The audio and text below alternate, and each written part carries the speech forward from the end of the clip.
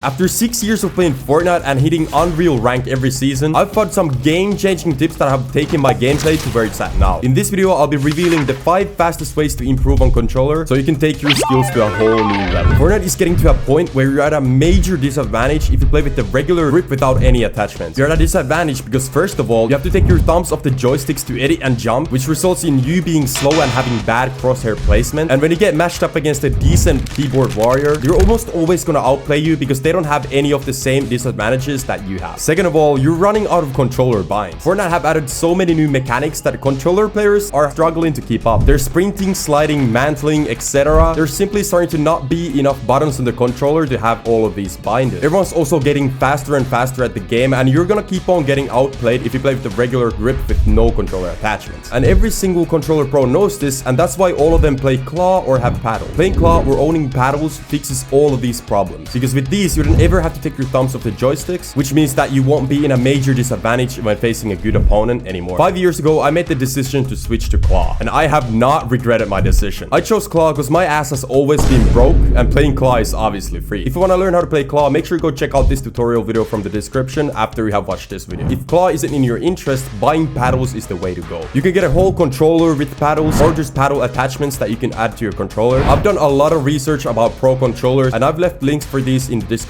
Make sure you guys go check them out. I've also been using Kontrolfreeks for years now, and I am a big fan. They make your joystick a little bit longer, which helps you with controlling your joystick. I use the Galaxy Kontrolfreeks, and I'll left a link for these in the description as well. Playing claw or having paddles gives you a lot of confidence, and the difference between someone who's playing confident and someone who isn't is massive. This is something not many people talk about, but it plays a huge role. Just simply having confidence in Fortnite can be the game changer that takes your gameplay to the next level. When you're confident in your skills, you're more likely to make good, quick decisions and take calculated risks. When you're playing hesitantly, it can lead to missed opportunities, slow thinking in crucial moments, and overall bad performance. And if you've ever played against a good player before, I'm sure you have noticed this in your gameplay. One aspect of confidence in Fortnite is trusting in your skills. Just simply trusting that you have the skills to outbuild, outshoot, or out-edit someone can give you the edge in high-pressure situations. And no, I'm not talking about that kind of edging, bro. Confidence allows you to maintain composure and keep yourself calm even when you're in a bad spot, like getting third-partied or having low health. When you believe in yourself, you're more likely to perform consistently well across different matches and situations. Building confidence in Fortnite takes time and practice. It requires mastering the game mechanics, learning from your mistakes, and celebrating your wins. Setting goals that you can actually achieve, like learning how to do triple edits, and slowly pushing your limits in other ways, like W keying everyone that you see in the lobby, can help boost your confidence levels over time. Confidence also just comes from experience and playing the game, so the most important thing is to just keep on grinding. Next time you jump into a match, remember that confidence is not just a mindset, it's a skill that can be practiced. Learn to trust yourself and see how much better you get. What also helps with confidence and getting those wins in Fortnite is having low ping. My ping is always low, and that's because I use G-Drop. It's an app that reduces your ping and makes your internet way more stable when you're playing. It's even used by pros like G-Money, Miro, and Asian Jeff. I left the link for this in the pinned comment and the description. Make sure you guys go check it out. What you don't see a lot of confident players in Fortnite do is take a 50. What I mean by that is a 50-50 situation, which means just jumping into someone's box without any protection. You need to learn to put yourself in this situation as little as possible. When you 50-50 someone, you're only trusting your aim and the fact that the opponent won't hit their shot, so you're basically flipping a coin on whether you get an elimination or you get shit on. And even if you do win the fight, you're very likely gonna have no health left, and you have to waste all of your heals on something that you shouldn't have to waste them on. When you look at the best pros in Fortnite, you notice that they're barely ever taking 50-50s. They minimize their chances of getting shot back by doing protected peeks and playing smart in box fights. Even when they're taking someone's wall, they're always doing it from a smart position where it's hard for the enemy to shoot them. They often use diagonal box fighting, which means box fighting from the side instead of running straight up to a wall. I like to position myself like this when I'm taking someone's wall. When you're doing this and you finally get the wall from your opponent, you need to make sure that when you do an edit, you need to be protected still. Here's 3 easy peeks that you can learn within 5 minutes of playing. Right hand window peek, the peanut butter, and the top row edit. Next time you're in a fight, make sure you always use these edits to avoid getting hit back. Just a quick reminder, if this video helps you, please don't forget to leave a like and subscribe, and also use code Dymbz in the item shop. Thank you so much. What helps you focus on your peaks and playing smart is always having a good position when you play. I cannot stress how big of a difference this makes. You want this position to be ergonomic. Ergonomic simply means that it's comfortable and good for your body. Think about it like finding the perfect spot to sit so you can play for a long time without getting uncomfortable or getting tired easily. When your setup is ergonomic, your body feels better, which means you can focus more on the game. You're also less likely to make mistakes because you're not distracted by discomfort. Your position also affects your mentality a lot when you play. When you look at the pro players in tournaments, they're all sitting in a similar position, which helps them lock into the game. You don't see any of them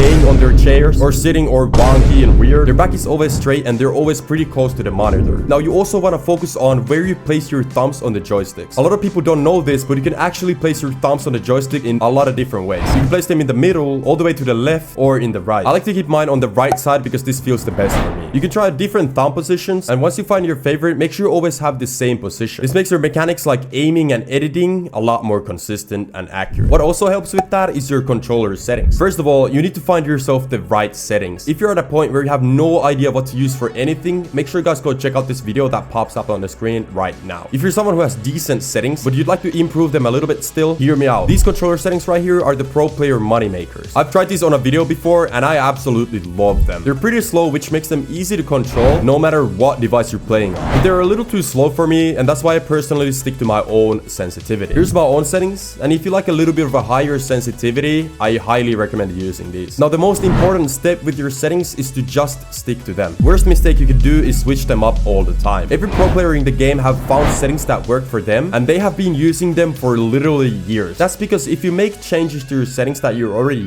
used to, you destroy your muscle memory. And once you do that, it takes a while for you to come back and get used to the new settings. If you have watched until this point of the video, congrats, because you are on your way to becoming cracked at Fortnite. For the real ones that actually want to improve, I'm going to give you a bonus tip. But before we get into it, comment down yes sir if you see this, so I know who the real grinders are. Now let's dive in. You need to get out of your comfort zone. It's tempting to stick to what feels safe and familiar in Fortnite, like landing super far away from the battle boss or running away from good opponents. But if you truly want to improve, you need to challenge yourself and push beyond your comfort zone. One of the best ways to do this is by actively seeking out fights against good players. Instead of running away from everyone and avoiding popular landing spots, embrace the opportunity to test your skills against tough opponents. Fighting against better players forces you to adapt and improve your skills on the fly. You're gonna learn new techniques, get valuable experience, and become a more confident and versatile player in the process. Remember, every loss is an opportunity to learn and grow. Identify what you need to do better and always come back stronger in the next game. You need to start viewing your losses as stepping stones to become the best at the game. So the next time you see a sweaty player coming at you, don't panic and just run away. Stay there and take the fight and just go crazy on them. And who knows, you might even surprise yourself with what you're actually capable of when you step out of that comfort zone. Don't forget to check out Drop Booster from the link in the description and the pinned comments. You also don't want to forget using code Dymbz in the item shop and leaving a like and subscribe on this video. Thank you so much for watching. Bye.